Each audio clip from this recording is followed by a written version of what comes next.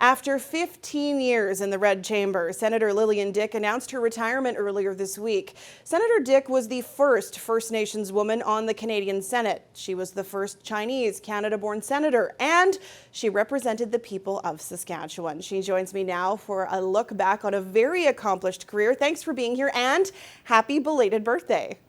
Thank you very much. I'm glad to be here. I want to start before you got into the Senate, because you had a very established career in science before you got the call from the Prime Minister. I'm curious what it's been like watching the role of women in both science and politics evolve. Well, it's quite amazing in a short time period of 15 years. I do see a big difference. Certainly when you think about women in science, it's been increasing dramatically since the 90s. However, we still likely, I haven't looked at the statistics lately, but we still don't have enough women at the higher levels, right? We have lots of women at the undergraduate level in science. In fact, they're the majority. And in some colleges now, like veterinary medicine, it's almost all women. But we need women in leadership positions as well. In the Senate, when I arrived, it was about 1/3 women. And now when I'm retiring, it's closer to 50%. Take me back to the day you were asked to become a senator. What do you remember about that day? Well, it came as a total surprise. I was at a meeting. I was in the grad studies at the time. I was the associate dean. And when I came back from a meeting, there was a little sticky note on my computer screen that said, call the Prime Minister. And I'm thinking, call the Prime Minister? Like, is this a joke? It turned out to be real.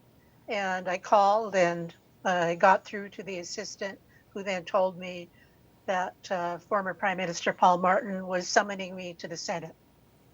And how did you react to that news? Well, as I said, I was kind of shocked because I was not politically involved. And frankly, I didn't know what a senator did. So I asked him, well, what will my duties and responsibilities be? And he told me, this is the assistant. He told me, look it up on the web. You have to tell me right now, yes or no. And I said, well, I really need to think about it overnight. And then he said, if you tell anybody, the offer will be revoked. And I said, okay, that's fine. I promise I won't tell anybody. I'll just talk to Teddy. And Teddy was my dog. Oh, that's a lovely story. And obviously you decided to become a senator. You've become a voice for many important issues. What are some of the things that you're most proud of in your time in Senate? Well, there's two things that have evolved over just the last year or two. I was chair of the Aboriginal Peoples Committee when we received a bill, a government bill, S3, that was to restore Indian status to the descendants of Indian women who had married non-status partners. And the government said the bill removed all that kind of discrimination, but it became quite clear that that was not the case.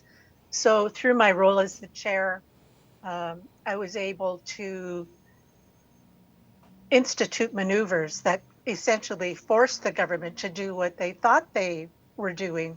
And that took about a year. So now status will be restored to all descendants of Indian women who lost their status by marriage all the way back to 1869.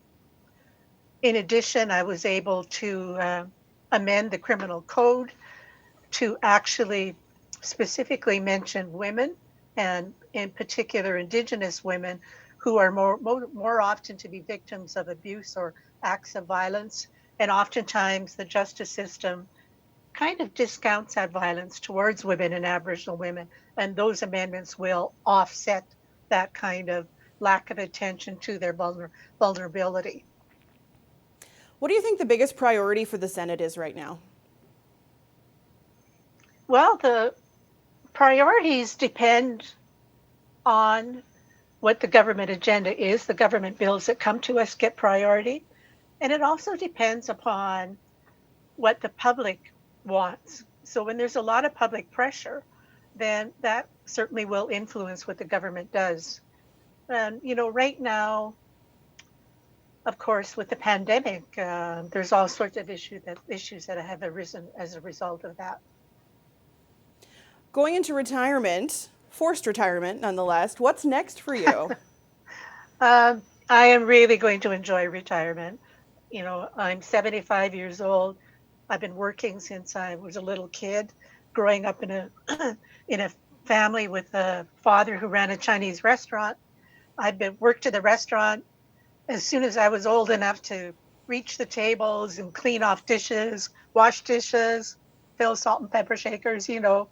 And I just want to have time to do what I want to do, to have control over my time.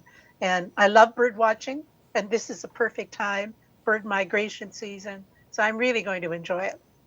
Well, thank you so much for your time today and for your service, Senator Dyck. We really appreciate it. Thank you. You're most welcome. Take care. Saskatchewan Senator Lillian Dyck announced her retirement from the Canadian Senate earlier this week after celebrating her 75th birthday.